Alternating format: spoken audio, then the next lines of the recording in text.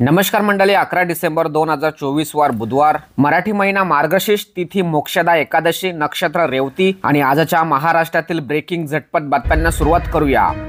आणि आजच्या दिवसभरातून सर्वात महत्त्वाची पहिली मोठी बातमी, कुर्ला बस अपघात प्रकरणात चालकाला केवळ 3 दिवसाचा इलेक्ट्रिक वाहन चालवण्याचा प्रशिक्षण देण्याची शिक्षा। कंत्राटी भरती करताना निकष डावलले का, विरोधक झाले आक्रमक। आणि कल्याण तालुक्यातून एक महत्त्वाची बातमी समोर येते। कल्याणच्या दुर्गाडी किल्ल्यावरची मुस्लिम पक्षाचा दावा कोर्टाने फेटाळला। 48 वर्षापासून सुरू असलेला वाद निकाली, हिंदू संघटनांकडून कोर्टाचा आभार। आणि राज्यातील शेतकऱ्यांसाठी अतिशय महत्त्वाची मोठी बातमी, 8 जिल्ह्यांमध्ये कांद्याच्या पीक विमा उतरवण्यासंदर्भात महत्त्वाचा घोटाळा आला समोर। कांद्याची लागवड न करता शेतकऱ्यांनी पीक विमा उतरवला। आणि बीडमधून एक महत्त्वाची बातमी समोर येते। बीडमधील सरपंच संतोष देशमुखांच्या हत्या प्रकरणातून सर्वात मोठी अपडेट समोर आली। पोलिसांनी 2 आरोपींना ठोकल्या बेड्या, मस्साजोगमध्ये रस्ता रोको सुरूच। आणि महाराष्ट्र विधानसभा निवडणुकीसंदर्भात महत्त्वाची बातमी समोर येते।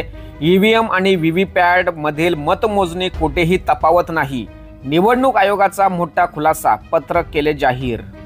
आणि महाराष्ट्रातील पालकांसाठी अतिशय महत्त्वाची मोठी बातमी समोर येते। इंस्टाग्रामवर मैत्री करून ब्लॅकमेल केलं, जालन्यात तरुणाच्या जाचामुळे नैराश्यात गेलेल्या 17 वर्षीय मुलीने गळ्याला दोर लावून केली आत्महत्या।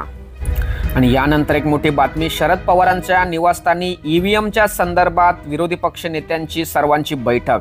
शरद पवारांच्या खासदारांसह अरविंद केजरीवाल आणि ॲडव्होकेट अभिषेक मनु सिंघ बैठकीसाठी उपस्थित।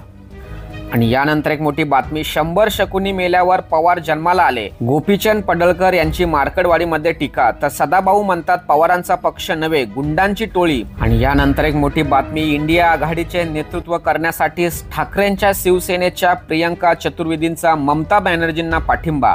तर हे त्यांचं वैयक्तिक मत असल्याचं सांगत काँग्रेसच्या वर्षा गायकवाडांनी मांडली भूमिका। आणि महाराष्ट्रात वाहनांशी संबंधित हा नियम बदलणार, न पाळल्यास 10,000 रुपये दंड।